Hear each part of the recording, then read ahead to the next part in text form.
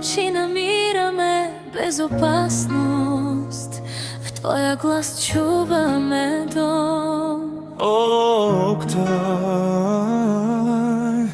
Твоето присъствие разтваря мрак и всяка Твоя усмивка ни дава живот. Шермин те обича по начин, който няма граници. Обича всеки Твоят страх, всяка Твоя радост, всяка Твоя победа. Диляна те обича, като слънцето обича деня, безусловно, неизменно, вечно.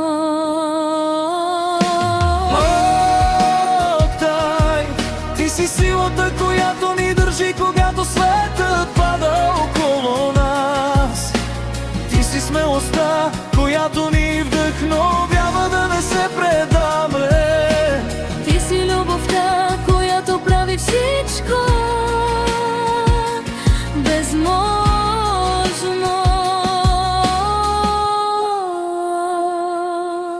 Октай, Днес искаме да ти благодарим за всичко, за Твоите ръце, които ни държат, за Твоето сърце, което никога не спира да обича, за Твоята душа, която ни учи на смелост и доброта. Октай, желаем ти дни изпълнени със светлина, мечти, които прегръща с увереност и любов, която се връща при теб хиляди пъти по-силна. Скъпи наш Октай, благодарим, че си с нас и ни подкрепяш Твоята съпруга. Шермин те обича повече от целият свят и дъщеричката ти. Диляра и тя те обича безусловно.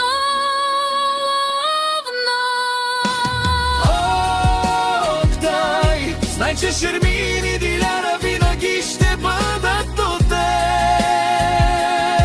Знай, че те обичаме с всяка част от себе си. Знай, че ти си нашата вечност, нашия дом, Нашият свят. Октай, днес празнуваме те, Твоята смелост, Твоята доброта, Твоята любов. И винаги ще те обичаме повече от всичко, С цялата ни душа.